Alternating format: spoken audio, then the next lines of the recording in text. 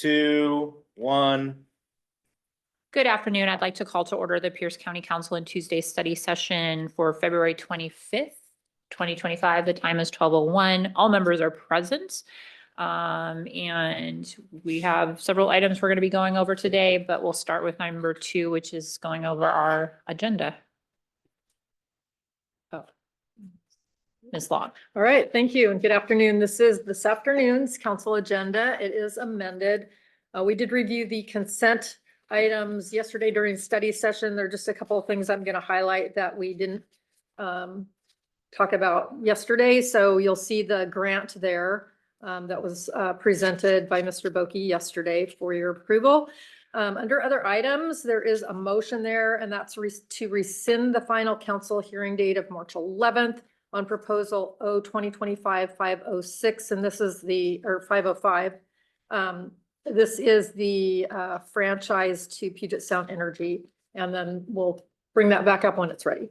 And then there is also a request to add another motion under other items here. Number 2 would be a motion to remove the proclamation International Women's Day from next week's council agenda, the March 4th agenda. So if everyone's okay with that, you'll see that motion as well. So moving down to section 7, you do have one proclamation today, and that's a proclamation of the council and executive proclaiming March 2025 as Women's History Month in Pierce County. And I believe Councilmember Ayala will be reading that today. Moving to section 8 resolutions, you have one item here. It's R 2025-107. And this is setting the date of an evening council District 7 meeting, and that will be for Monday, June 2nd at 5:30 at the Nichols Community Center on Fox Island.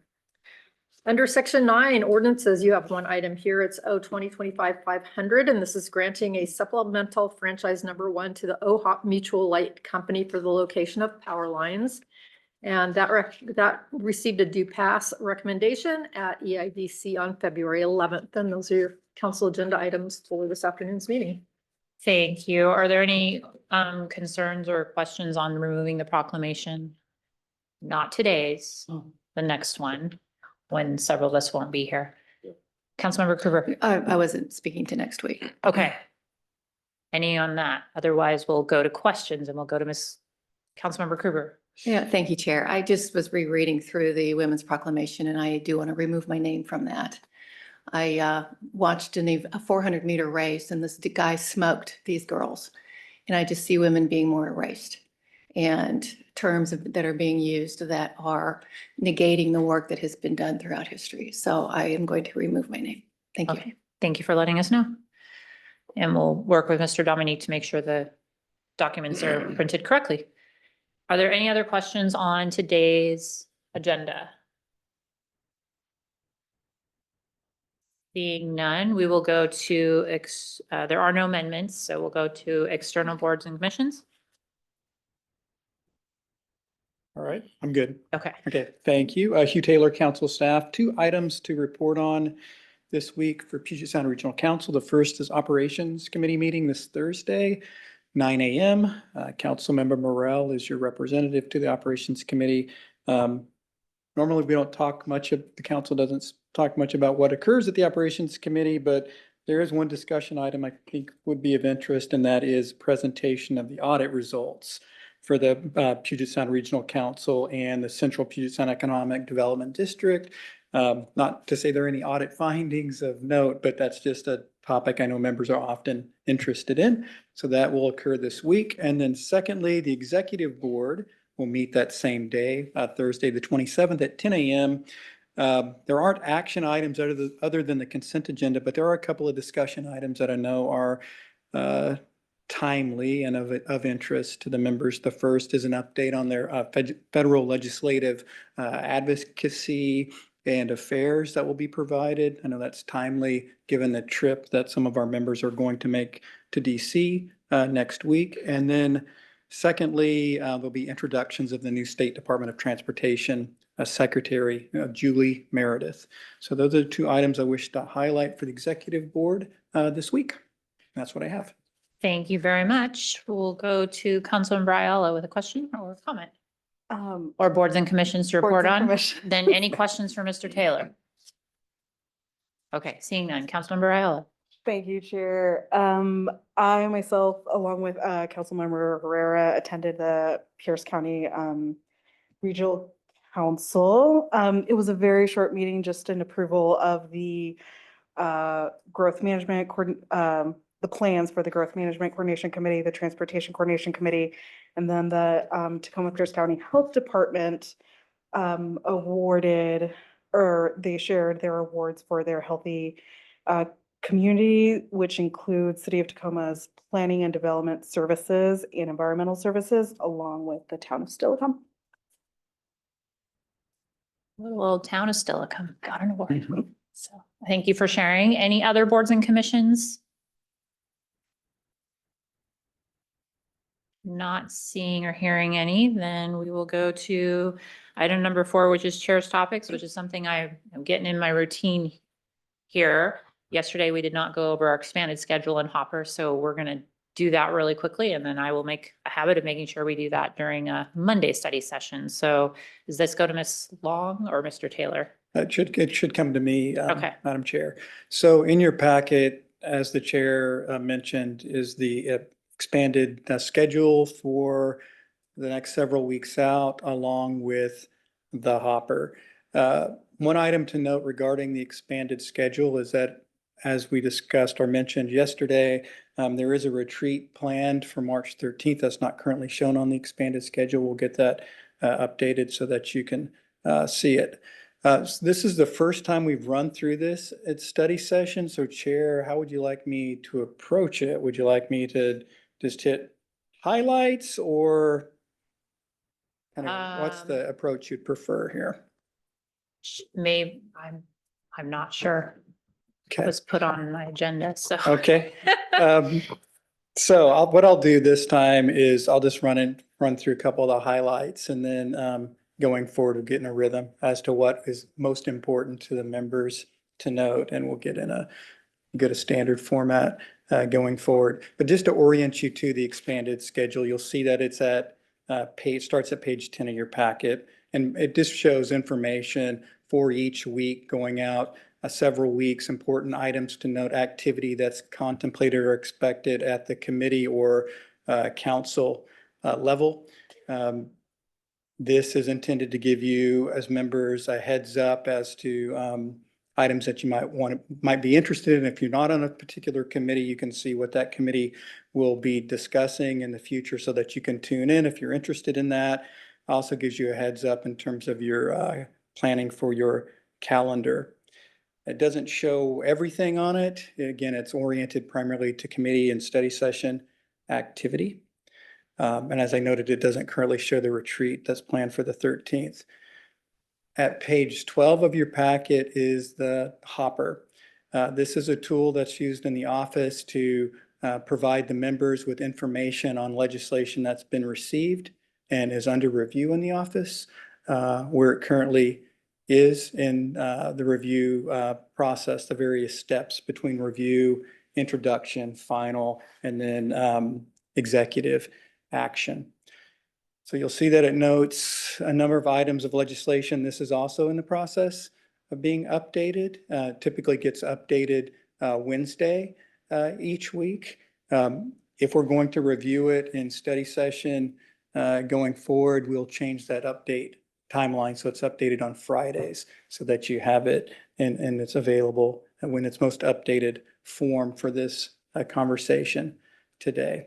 There are a couple of items on the Hopper that I do want to point out to the members. These items are in review. We expect the review to be completed here shortly. The first that you can see at the top of the list is the authorization of the real estate purchase and sale agreement for the sheriff property room site.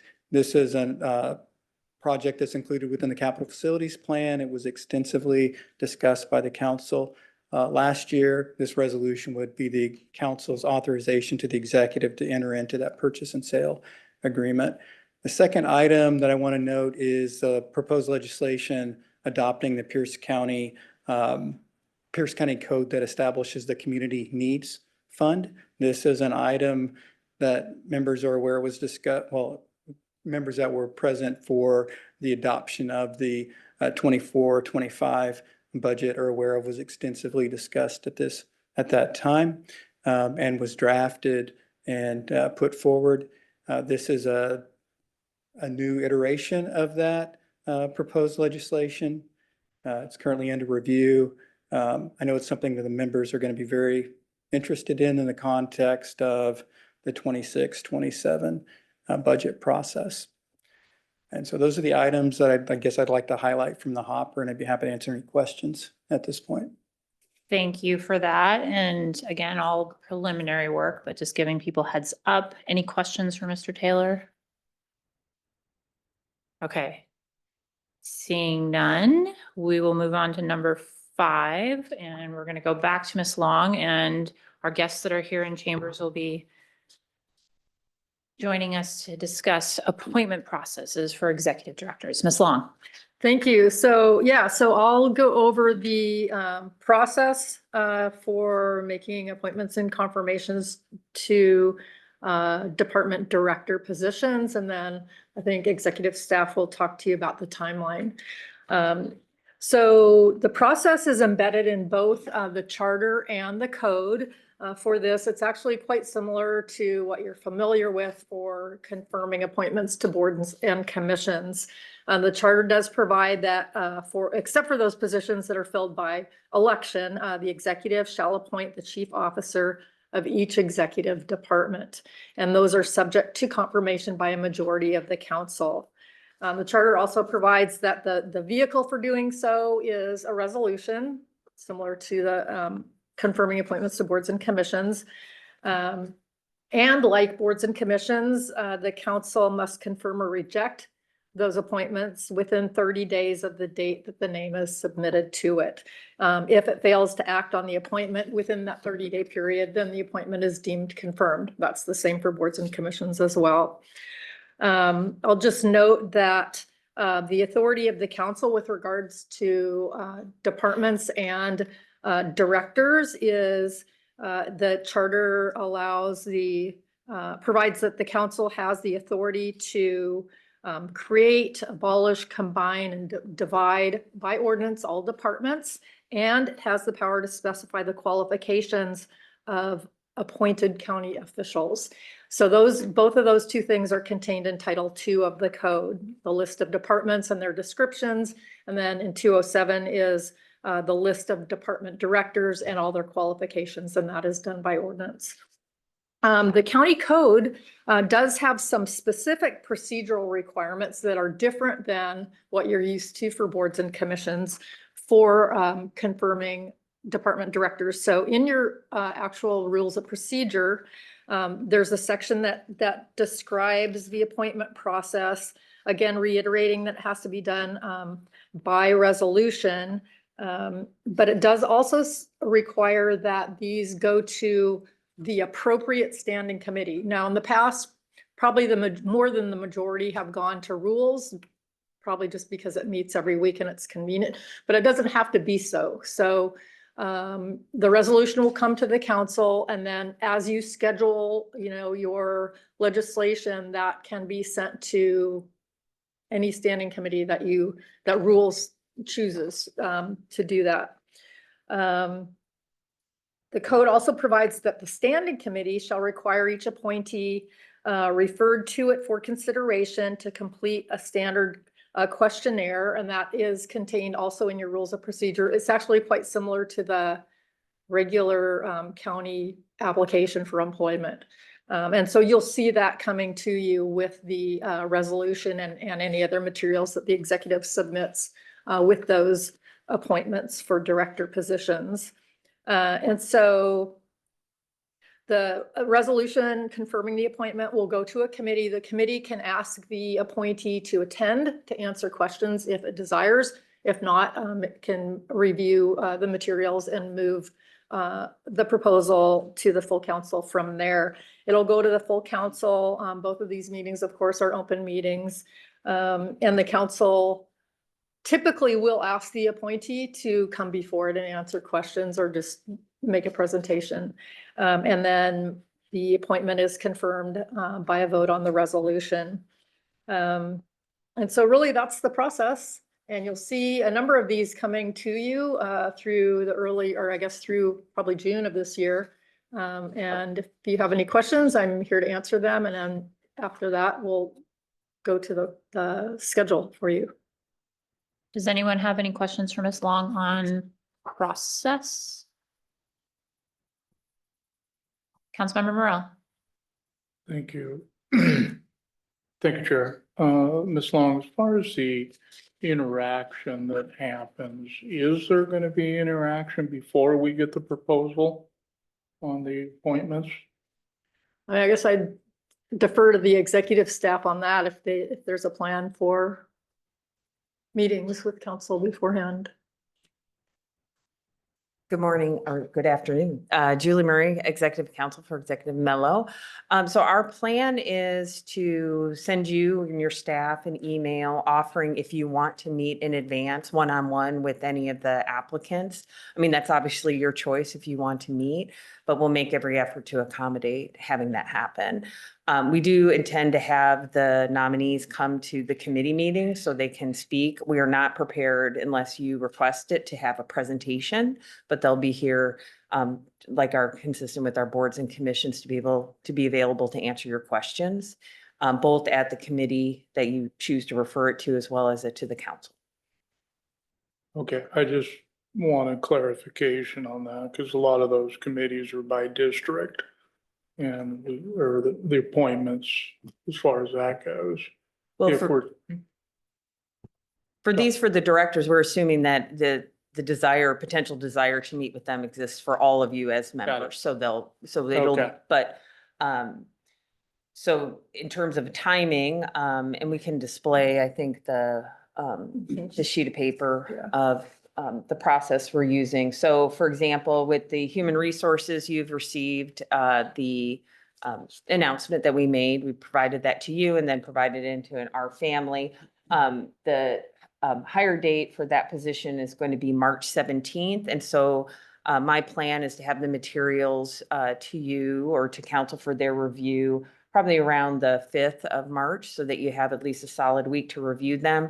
I did meet with Mr. Taylor and Ms. Long in advance about the materials that we'll provide. So you will have the flyer, the job announcement, the person's cover letter and resume, the standard questionnaire required in code. And then we're also asking each applicant to identify their general requirements for any director in the code, as well as then specific ones to each position. And so we're kind of creating a crosswalk so they can describe their qualifications to each one of those items.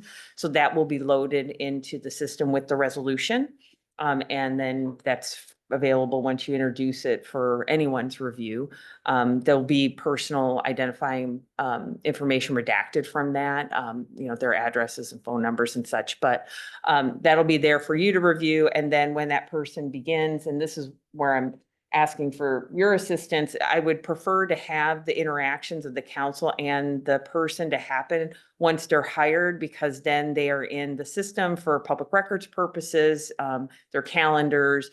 Plus, each of the nominees have to sort of extract themselves from their old positions. And so we don't necessarily know, we can't really schedule things in advance. They may have other commitments to make. And in most of these, so far in all of our recruitments, we've been getting over 50, 60, upwards to 100 applicants. And these are from across the country, people applying for the positions, which is one reason it's sort of the process takes a little bit longer, is that we've just had a wealth of applicants.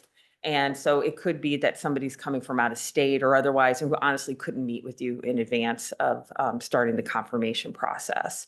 But generally, the process has been, the announcement goes out, and I think as you're familiar with what you've done with the chief of staff and other positions, the human resources department really kind of culls from that group who meet the minimum qualifications and who kind of rises to the top. And that grouping is then given to the deputy executive. They do some phone screens from that point to sort of narrow the candidate pool to 8. And then there is a first round of interviews with that 8 that is generally comprised of, internal and external stakeholders. to narrow it to 4, that then is done with a smaller group. Like today, I'm actually doing the finance one with some other county employees, to narrow it then to 2 to go before the executive to make the choice. And so they're kind of running on about a every 2 to 3 week clip here. So we just got through with emergency management and making the decision there. Something will probably come out in the next week or so. Like I said, today I'm doing the second round for the finance department. That may take a little bit longer because Executive Mello is with you in DC the following week. So we're trying to, you know, keep the flow moving. Because you can see with 6, it's really going to take kind of through June to get through all of this. Because, you know, 8 interviews, 8 to 4 to 2, you know, it kind of takes at least 2 to 3 weeks just to do the interview process for each one. But we're trying to be, and likewise to just be open during that period of time. So I think the next one that's going to go out for recruitment is planning and public works today, but you know, then it takes about 2-3 weeks. So once the materials get to you, then it's yours. And like I said, we will make sure that you have the ability to schedule a one-on-one if you want, and then we'll be present for all the activities that you want to do with each candidate. Thank you for that answer. Thank you. Thank you. Are there other questions? I think my one question is just kind of looking at the schedule. As far as the committees, like human resources would go to rules? Are we determining which committee these would go to? I feel like some of these are It's up really, to rules as you schedule your resolutions, right? So. but rules however could you be one of refer those it to. committees for some Mhm. of the other ones. Yeah, Finance, maybe EIDC, but more rules. Okay, we'll discuss with committee chairs as to what works with their schedules. So any other questions for executive staff? Okay, thank you for the overview and the timeline here, Ms. Murray, and thanks for visiting. Anything else on the appointment process? Okay, that brings us to item B, which is communications update. Mr. Dominique.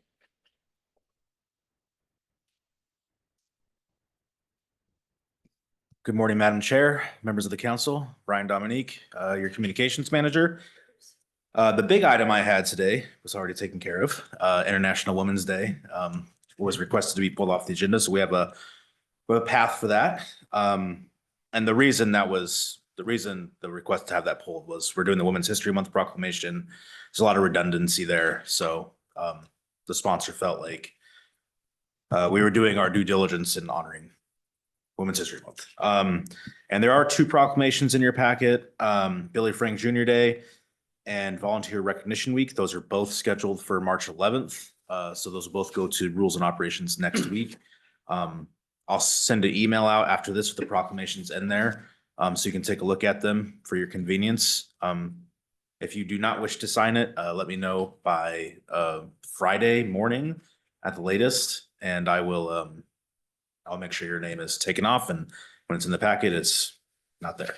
And for communications, things are going pretty normal. We do have the retreat coming up, and I am working with the chief of staff on how we're gonna, make sure the public can engage with the conversations the council's having. So more to come on that, but we're wrapping up the final details for that. So we should have a successful retreat. Public will be able to participate. We just have to make some determinations on how we're gonna do that. So, pending any questions, that's all I have. Thank you for the update. Any questions for Mr. Dominique? Okay, not seeing any. Is there any other business from my colleagues in study session? Okay, seeing none, anything else from staff? We are adjourned. Thank you.